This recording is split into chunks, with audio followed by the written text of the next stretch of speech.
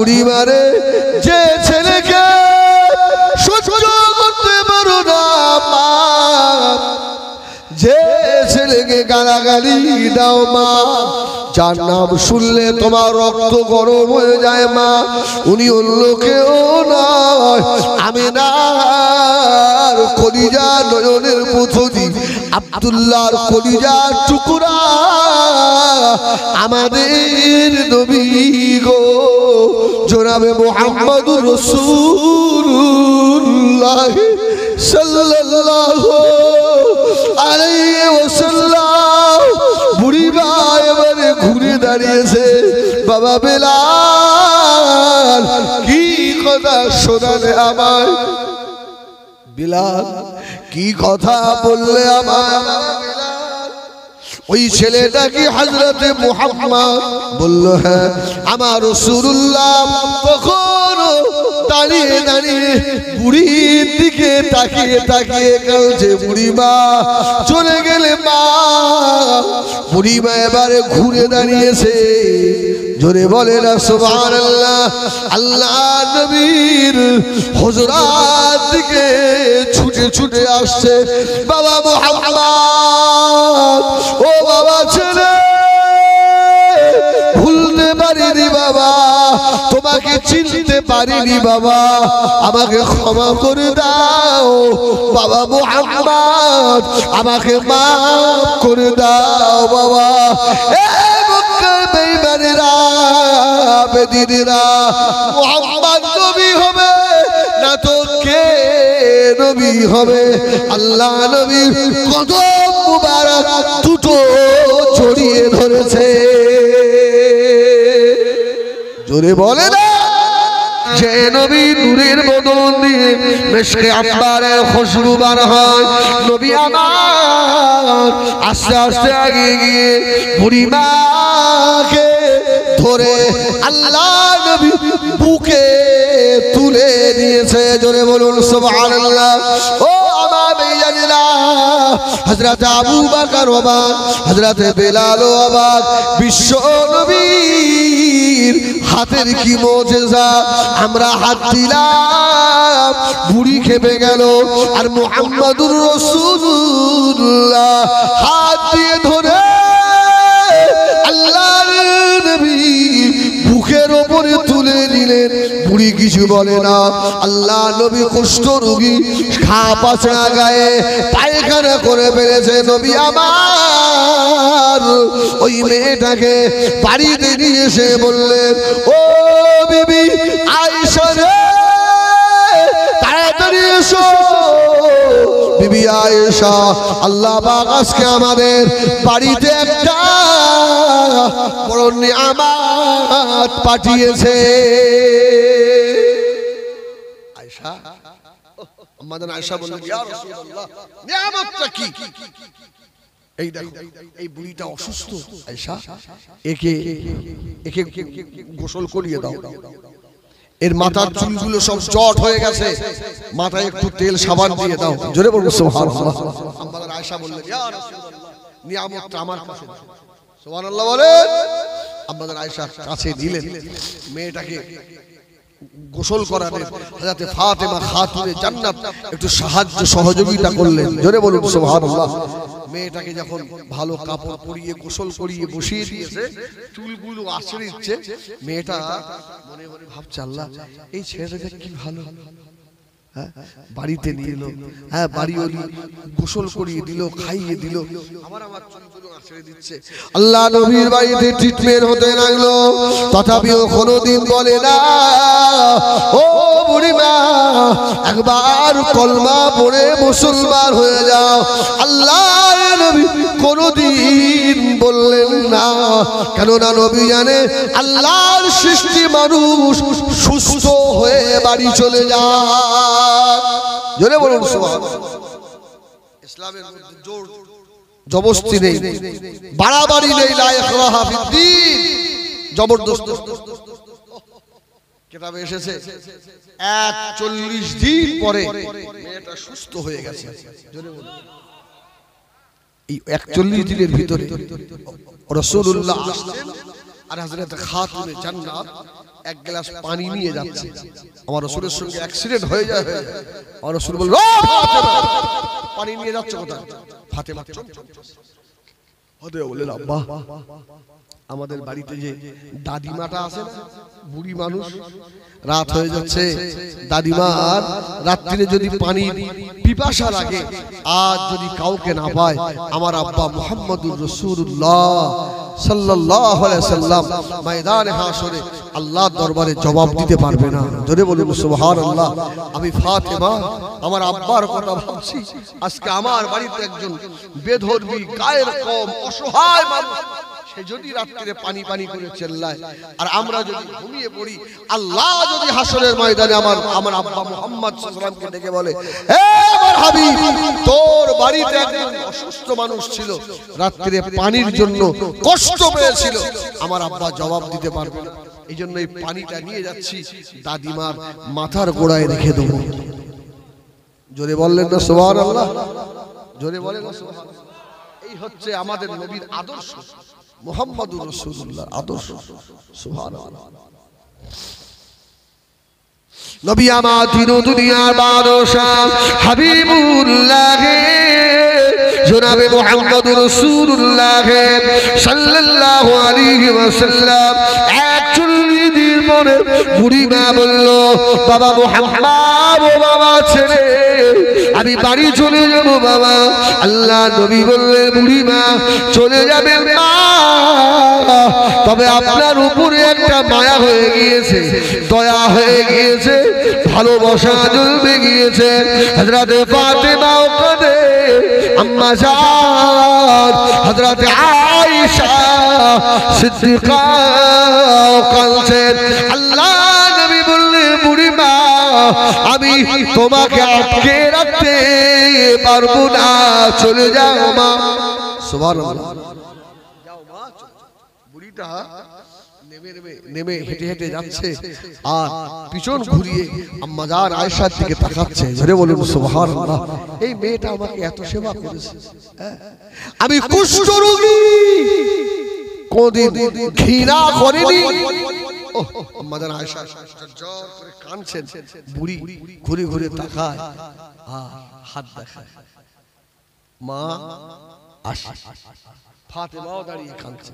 বেশ একটু রাস্তা গেছে, হযরত আবু বকর সিদ্দিক গিয়ে রাস্তায় আটকেছে। জোরে বলুন সুবহানাল্লাহ। আবু বকর, বুড়ি বচাই মুহাম্মাদের কুত্তা, দুরা তুই এবার রাস্তায় আটকাচ্ছিস কেন? রাসূলুল্লাহ তখনও নিজের নামটাকে গোপন রেখেছেন। জোরে বলুন সুবহানাল্লাহ। জোর জবরদস্তি গোপন রেখেছেন। আবু বকর বলছে, ইয়া রাসূলুল্লাহ, শুধু একবার চোখের ইশারা করে দেখে মেরি আজকে ঠিক করে ফেলি। আমার রাসূল বললেন, এই আদর্শ নবীদের নয়। জোরে বলুন সুবহানাল্লাহ। ছেড়ে দাও, ছেড়ে দাও, ছেড়ে দাও। বেশ কিছু হয়তো বেলাল গিয়ে আবার ধরে, এ বুড়ি, এ বুড়ি, চল ফিরে এসো, এই মুহাম্মাদের কুত্তা দূর হ, আমি যাব না। বেলাল তো বলছি, ইয়া রাসূলুল্লাহ আজকে আর হবে না। বুড়ি দাঁড়িয়ে রয়েছে, হযরত বেলাল ঝরঝর করে কাঁদে, বুড়ি মা যেতে হবে না মা, ও বুড়ি মা, যে ছেলেটা আপনাকে আর খানা পকানে তার থেকে রাস্তার ধার থেকে তুলে নিয়ে বাড়ি নিয়ে গেল, ছেলেটা কেমন মা? ও বুড়ি মা দাঁড়িয়ে বলল, ও বাবা, ছেলে অত ভালো ছেলে হয় না বাবা, এই 41 দিন ওই বাড়িটায় ছিলাম, কোনদিন আমাকে জোরে কথাও বলে না, কোনদিন খাওয়া ত্রুটি আমার হয় না। ছোট্ট একটা ওই মেয়েটা রয়েছে, ওই মেয়েটাও খুব সেবা করেছে, আমি ভুলতে পারবো না। হযরত বেলাল বললেন, ও বুড়িমা, কার বাড়ি ছিলেন আপনি জানেন? বুড়িমা বলল, না তো বাবা বেলাল। কার বাড়ি ছিলাম আমি জানি না। সুবহানাল্লাহ। হযরত বেলালের চোখের পানি গড়িয়ে যায়। বুড়ি মারে যে ছেলেকে সহ্য করতে পারো না মা, যে ছেলেকে গালাগালি দাও মা, যার নাম শুনলে তোমার রক্ত গরম হয়ে যায় মা, উনি অন্য কেউ নয়, আমিনার কলিজা নয়নের পুতলি আব্দুল্লাহর কলিজার টুকরা আমাদের নবী গো জনাবে মুহাম্মদুর রাসূলুল্লাহ সাল্লাল্লাহু আলাইহি ওয়াসাল্লাম। বুড়ি মা এবারে ঘুরে দাঁড়িয়েছে, বাবা বেলাল কি কথা শোনালে আমায়, বেলাল কি কথা বললে আমায়। ওই ছেলেটা কি হযরতে মুহাম্মদ? বলল হ্যাঁ। আমার রাসূলুল্লাহ তখন দাঁড়িয়ে দাঁড়িয়ে বুড়ির দিকে তাকিয়ে তাকিয়ে কাঁদছে। বুড়ি মা চলে গেলে মা, বুড়ি মা এবারে ঘুরে দাঁড়িয়েছে, জোরে বলে না সুবহানাল্লাহ। আল্লাহ নবীর হুজরাত দিকে ছুটে ছুটে আসছে। বাবা মুহাম্মদ, ও বাবা ছেলে ভুলতে পারিনি বাবা, তোমাকে চিনতে পারিনি বাবা, আমাকে ক্ষমা করে দাও বাবা মুহাম্মদ, আমাকে মাফ করে দাও বাবা। বেঈমানেরা বেদিনেরা মুহাম্মদ নবী হবে না তো কে নবী হবে? আল্লাহ নবীর কদম মুবারক দুটো জড়িয়ে ধরেছে, জোরে বলে না জড়িয়ে ধরে হাওমাও করে কাঁদছে। আল্লাহ নবী বললেন বুড়ি মা ক্ষমা চাইবার কিছু নাই মা। আপনিও আল্লাহর বান্দি, আমিও আল্লাহর বান্দা, এটা আমার হক আপনার সেবা করা। আমার রাসূল বললেন বুড়ি যান, এবার চলে যান। বুড়ি মা ঘুরে বলছে মুহাম্মদ আজ জীবনে এই বাড়ি থেকে যাব না। জোরে বলো ও বাবা ছেলে, বাবা মুহাম্মদ ক্ষমা করে দাও বাবা, জীবনে এই বাড়ি থেকে আর কোনোদিন ফিরে যাব না। আল্লাহ নবী বললেন বুড়ি মা আমি মুহাম্মদ এমন মানুষ নই যে আমি তোমাকে তাড়িয়ে দেব, আমি রাসূলুল্লাহ, আমার বাড়িতে যা হয় তাই খাবে আর আমার বাড়িতে থাকো। বুড়ি মা বললে মুহাম্মদ আমি এমনি থাকবো না, আমি মুহাম্মদুর রাসূলুল্লাহ বাড়ির আজ থেকে গোলাম হয়ে গেলাম। সুবহানাল্লাহ। একবার দরুদ শরীফ আল্লাহুম্মা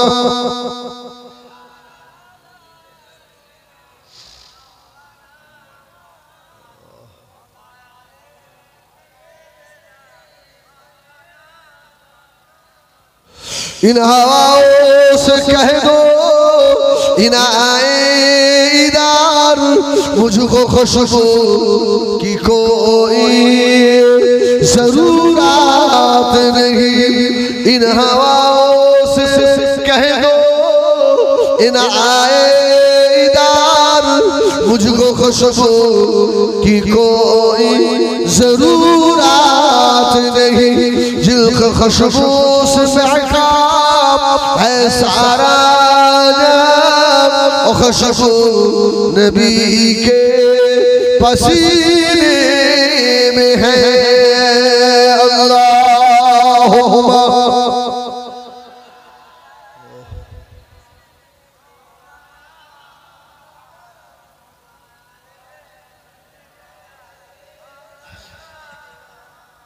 हुब्बे हमार नज़ल ही सीने में है, मैं हूँ मेरा दिल मदीने में है। फूल तो फूल का क्या हुस्न में लुत्फ जन्नत से बढ़कर मदीने में है अल्लाह।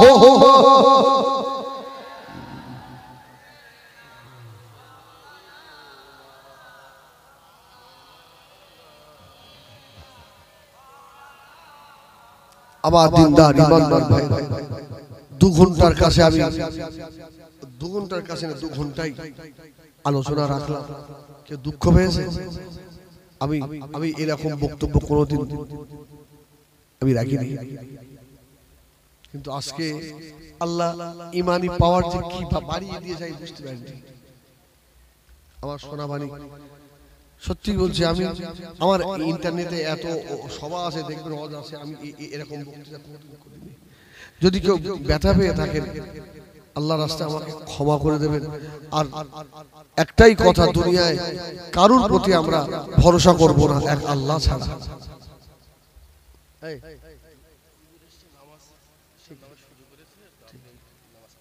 ঠিক আছে, ভাই যতক্ষণ না আসছে আমি আছি, বলুন আলহামদুলিল্লাহ। আরে এই সময়টা আমার ভাইয়ের ছিল, 8টা-10টা আমার ভাইয়ের ছিল। আমার একটু অন্য জায়গায় একটু ঝামেলার মধ্যে আছি, ভাইকে ফোন করার সাহস হয়নি, তাও ফোন করে সাহস করে ফোন করলাম। আমার ভাই আমার একটু অসুবিধে, তা বলছে ভাই আপনি ফোন করলেন, ঠিক আছে যান। 8টা-10টা আমার সময়টা আমি আপনাকে দিচ্ছি, আর 10টা-12টা আমি করবো। আলহামদুলিল্লাহ বলেন। আমি দোয়া করি আমার আবুজার ভাইয়ের আল্লাহ হায়াতে তাইয়্যিবা দান করেন, বলুন আল্লাহুম্মা আমিন। আল্লাহ হায়াত দারাজ করেন, আল্লাহ দ্বীন ইসলামের খাদেম হিসাবে আল্লাহ কবুল করে নেন, বলুন আল্লাহুম্মা আমিন। আমার এইজন্য বলি ভরসা কার উপরে? আল্লাহর উপরে। আচ্ছা, নামাজ না পড়ে শুধু ভরসা করলে হবে না? আরে বান্দার দোয়া কবুল হবে আর নামাজের মাধ্যম দিয়ে। কি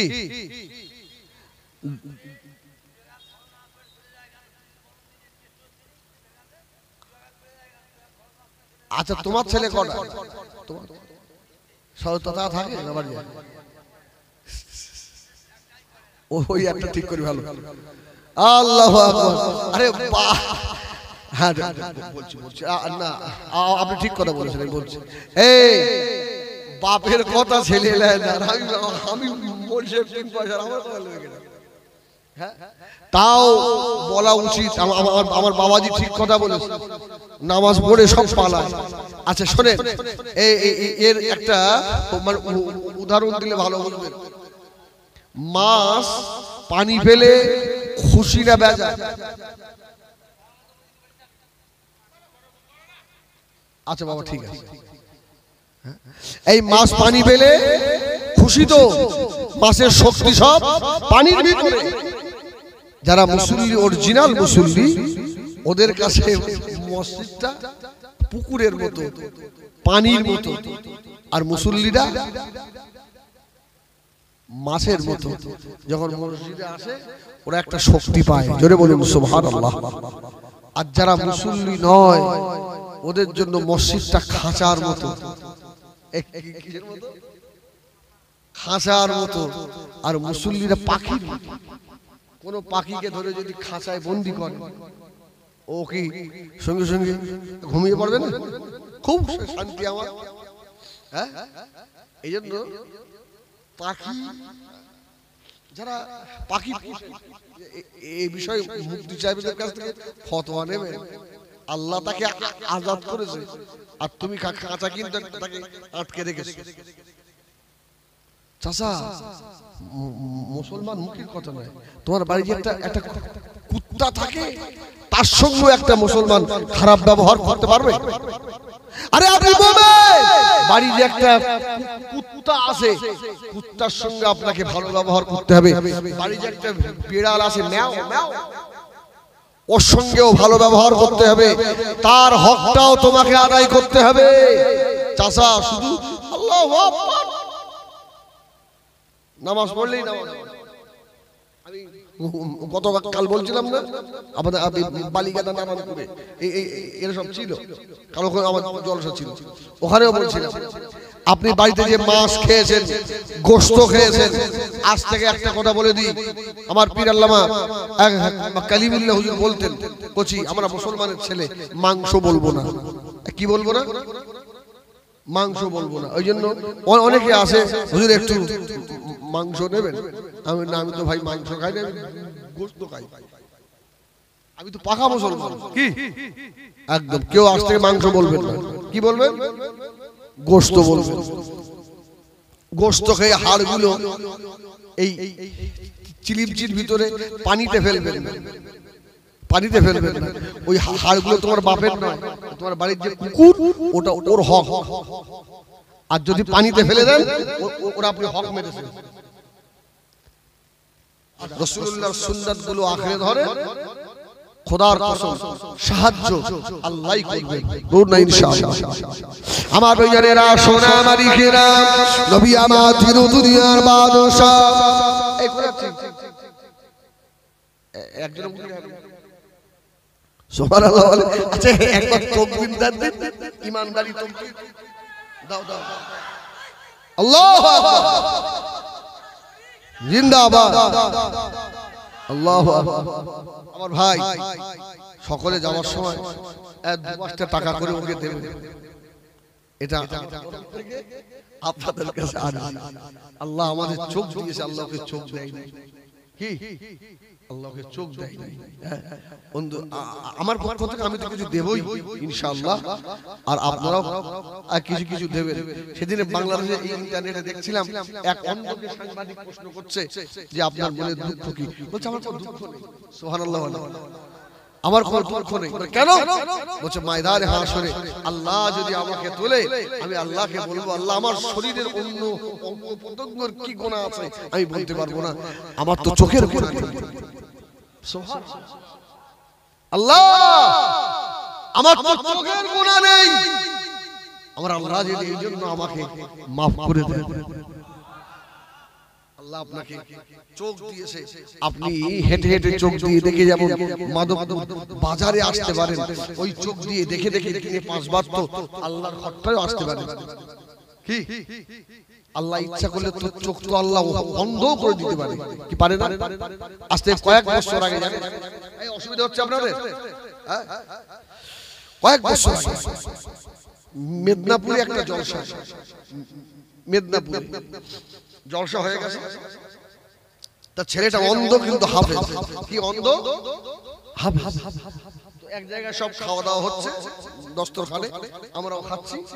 এখন খেতে খেতে লোডশেডিং হয়ে গেছে, কারেন্ট চলে গেছে। এখন কানার দিন ও তো কম কম করে খেয়ে যাচ্ছে, আর আমরা যা এই সব ও বলছে হুজুর কি আমি তুমি আর কি বলবো, সেই আলো চলে গেছে বলে কারেন্ট চলে গেছে। আমরা সব বসে আছি, কানা খেয়ে যাচ্ছে। তো কানা বলে হুজুর আমি আর কি করবো, লাইট এলেও যা আমার নাই নাই আমি খাই।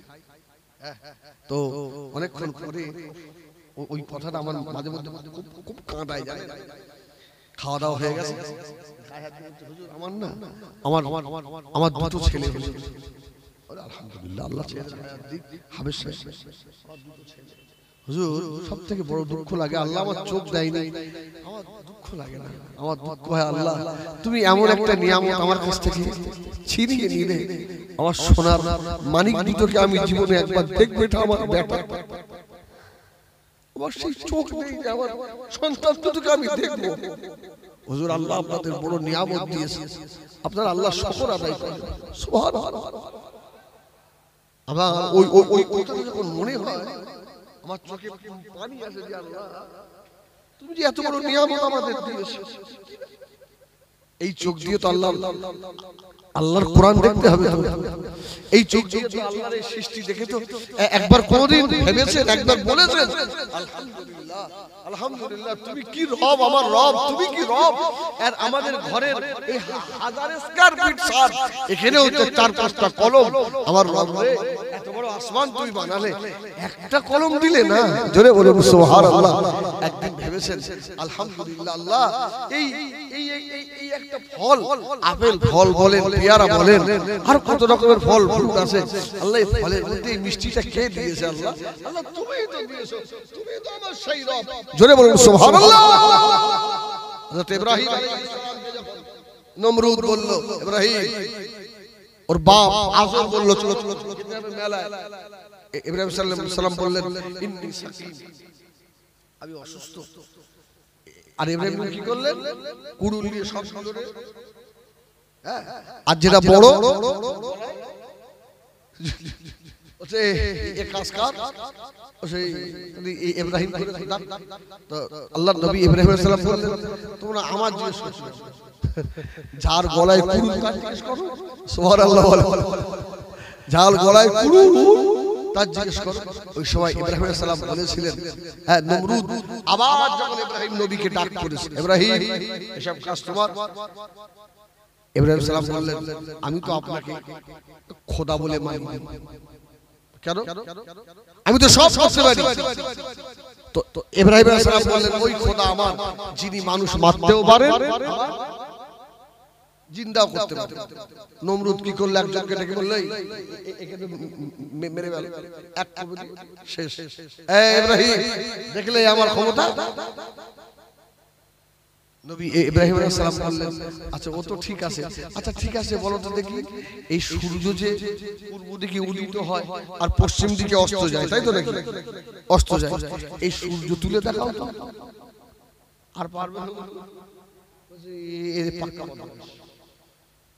এই পাক্কা বল ইব্রাহিম আলাইহিস সালাম কে ওই নমরুদ মিটিং থেকে বলল এই একে কি সাজা দেওয়া যায় কেউ বলল শেষ করে দেন একজন এসে বলল ওকে আগুনে ফেলে মারা হবে এই ঈমানদারের সাহায্য কে করছে দেখেন সুবহানাল্লাহ বলেন সেই আল্লাহ আছে না নেই সে আল্লাহ আছে না নেই সে আল্লাহ এখন আল্লাহ নবী ইব্রাহিম খলিলুল্লাহকে আগুনের ভিতরে ফেলা হবে ও মধুপুর এলাকা সোনারা तमाम দেশ থেকে কাঠ এনে হাজির করছে কয়েক মাস ধরে কাঠ এনে হাজির করলো আল্লাহ পাকের খলিল হযরত ইব্রাহিম আলাইহিস সালামকে আগুনে ফেলে দেবে আগুন জ্বালানো হলো আগুনে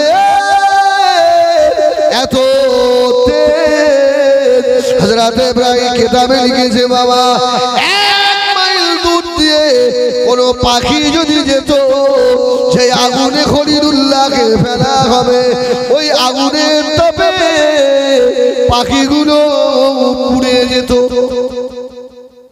এত রাগ ইব্রাহিম আলাইহিস সালামের অপরাধ আল্লাহকে আল্লাহ বলে সুবহানাল্লাহ ওরা সব কাঠ জোগাড় করে ইব্রাহিম নবীকে ফেলবে ইবলিস শয়তান মানুষের সুরাত ধরে এসে বলছে এই আমাদের মধ্যে এরকম শয়তান আছে না ইবলিস শয়তান এসে বলছে এরা ইব্রাহিমকে ওই আগুনের মধ্যে ফেলবি কি করে ফেলবি একটা কল তৈরি কর হ্যাঁ ওই কল তৈরি কর কল তৈরি করেছে ইব্রাহিম আলাইহিস সালামকে ফেলবে আল্লাহ পাকের রহমতের ফেরেশতারা চেপে ধরেছে জোরে বলুন সুবহানাল্লাহ এই জোরে বলেন সুবহানাল্লাহ ইব্রাহিম নবীকে ফেলে দেবে চেপে ধরেছে ইবলিস শয়তান বলল এটা হবে না এই আমার দিকে আগে আমি একটু পরেই আপনাদের কাছ থেকে বিদায় নিয়ে চলে যাব বাবা ইব্রাহিম আলাইহিস সালামকে আগুনে ফেলবে ইবলিস শয়তান এসে আবার বলল এক কাজ করো এই নমরুদ এইভাবে হবে না এখানে 40টা যুবতী আর 40টা যুবককে নিয়ে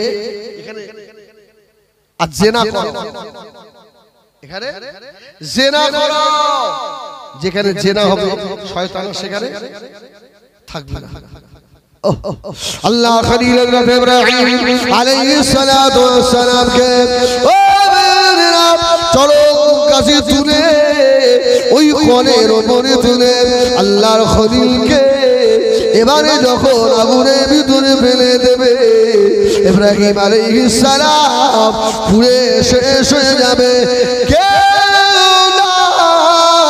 আল্লাহর খলিল ইব্রাহিমের ঈমান তো পাকা ইয়া ইন্নাল্লাযীনা ক্বালু রাব্বুনাল্লাহ রবকে দৃঢ়ভাবে মেনে নিয়েছে হযরত ইব্রাহিম আলাইহিস সালামকে আগুনের ভিতরে ফেলে দেবেন আল্লাহ পাকের বড় ফেরেশতা হযরত জিবরাইল আমিন আলাইহিস সালাম এসে বললেন ও হযরত ইব্রাহিম একবার বলুন আমরা আল্লাহর ফেরেশতারা আমাদের বড় বড় ডানা দিয়ে একবার ঝাপটা দেব নমরুদের আগুন কোথায় কি হয়ে যাবে ও আল্লাহ খলিল হযরত ইব্রাহিম আলাইহিস সালাম বললেন আমি দুনিয়ার কারো সাহায্য চাই না আল্লাহর খলিল আগুনে পড়ে যাবে এটা আমার আল্লাহ পাক কি দেখছেন না জোরে বলো এইজন্য ই আমার বাঁচাবে ও আমার বাঁচাবে কারোর উপরে ভরসা এই করা যাবে কে বাঁচাবে আল্লাহ বাঁচাবে ইব্রাহিম আলাইহিস সালাম বললেন যা আল্লাহ যদি চায় তার খলিল পুড়ে ছাই হয়ে যাক আমি ওই রকম আল্লাহকে খুশি করার জন্য আমি খলিল পুড়ে ছাই হয়ে যাব জোরে বলুন সুবহানাল্লাহ ইব্রাহিম আলাইহিস সালাতু ওয়াস সালামকে তুলে ঘুরিয়ে ঘুরিয়ে ঘুরিয়ে ঘুরিয়ে আগুনের মাঝখানে ইব্রাহিম নবীকে ফেলে আল্লাহ বলল কুল্লা ইয়া নারু কুনি বারদাও ওয়া সালামান আলা ইব্রাহিম এখানে তাফসীরে এসেছে বারদাও ওয়া সালামান আল্লাহ যদি বলতেন আগুন ঠান্ডা হয়ে যাবে হয়তো এত ঠান্ডা হতো ইব্রাহিম আলাইহিস সালাম হয়তো জমে যেতেন আল্লাহ বললেন বারদাও ওয়া সালামান আমার ইব্রাহিমের জন্য শান্তিদায়ক ঠান্ডা হয়ে যায় জোরে বলুন সুবহানাল্লাহ ইব্রাহিম আলাইহিস সালামকে ওলঙ্গ ল্যাংটো করেছে ল্যাংটো আল্লাহ বললেন আমার ফেরেশতা আমার ইব্রাহিম সাহায্য চেয়েছে আমি আল্লাহ আমার কাছে জোরে বলুন সুবহানাল্লাহ আমার ইব্রাহিম খলিলের জন্য আমার জান্নাতি পোশাক নিয়ে গিয়ে আমার খলিলকে পরিয়ে দাও আমি আল্লাহ আমার খলিলকে বেইজ্জতি করব না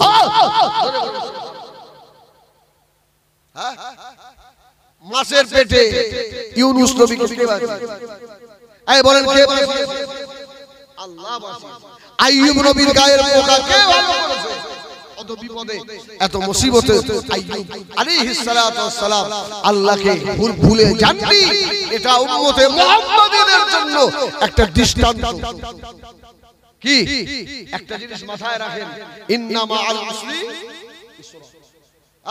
দুঃখের পরে একটা শান্তি আসে কষ্টের পরে একটা শান্তি আসবে এই যে একটা চাপ আমাদের উপরে আসছে এটাও জেনে রাখেন এরপরে কোন একদিন এই দেশের আকাশে কলেমার পতাকা উড়বে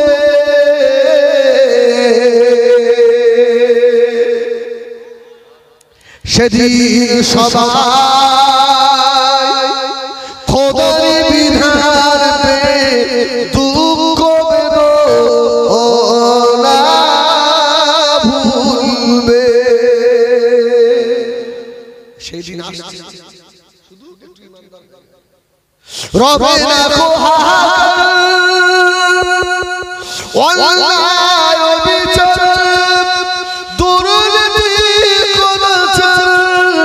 সকলেই শান্তিতে থাকবে একাকিনী রমণী নির্জন পথে যাবে কোন জন কটু কথা কবে না সেদিন আর নেই বেশি দূরে আর কিছু দূর গেলেই মিলবে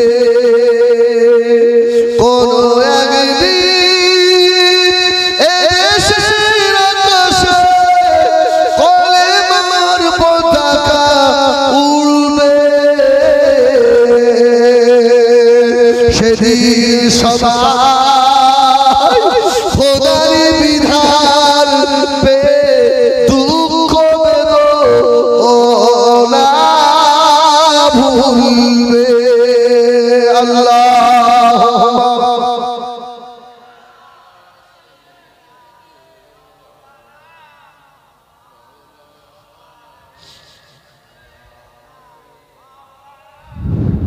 আমার দিনদার ইমানদার ভাইরা, আল্লাহ যুগে যুগে নবী আলাইহিমুস সালামদের ইমানের কারণে আল্লাহ তাদেরকে ইবাদত করেছিলেন। আল্লাহ সেই আল্লাহ আছে না নাই? ওই আল্লাহ আমাদের মতো ইমানদারদেরকে হেফাজত করতে পারে না। তবে শুনে রাখো বাবা, যে চাপ এসেছে এরপরে হাসির দিন আল্লাহ পাঠাচ্ছে। এমন একদিন আসছে, ওই দিনে বাংলার মুসলমানেরা হাসবে।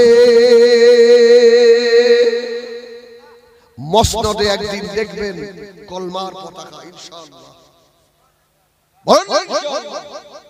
ইনশাআল্লাহ। সমীক্ষায় তাই আসছে, বাংলার মসনদে একদিন কলমাওয়ালা আসবে। আর সেদিন বাংলার হিন্দু, মুসলমান, জৈন, খ্রিস্টান আমরা সকলেই শান্তিতে থাকবো। সুবহানাল্লাহ বলে,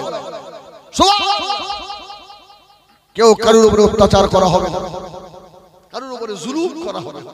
যে জুলুমটা আমাদের উপরে চলছে, সব থেকে বড় দুঃখ লাগছে, আরে আজকে তোমার বাপের কবরটাও আজকে তারা নিয়ে নিল। আমার ভাইজানেরা, সোনা মানিকেরা, তবে একটু অপেক্ষা করুন, সময় আর বেশি নাই। যারা কবরে শুয়ে আছে, এই কবরওয়ালারা অনেকেই কবরে জিন্দা রয়েছে। জোরে বলুন সুবহানাল্লাহ। আছে না? আখিরি জামানা আল্লাহ নবী ফরমাচ্ছে, এমন একটা সময় আসবে যে সময়ে জীবিত মানুষের কাছে দোয়া চাওয়ার থেকেও মুর্দার কাছে দোয়া চাওয়া বেশি ভালো হবে। এখন বলেন হুজুর, মুর্দার কাছে চাওয়া যাবে? চাওয়া যাবে না? এই যাবে দাদা হুজুরের মাজারে গিয়ে চাইতে পারবে না? কিভাবে চাইবে? দাদা হুজুরের মাজারে, আল্লাহর ওলিদের মাজারে এইভাবে দোয়া চাইবেন, আল্লাহ আমি গুনাহগার, কিন্তু যার দরবারে এসেছি এ তো তোমার বন্ধু, সুবহানাল্লাহ, এ তো তোমার মাহবুব, আল্লাহ আল্লাহ তুমি এই ওলির ওসিলায় আমার দোয়াটাকে কবুল করে নাও।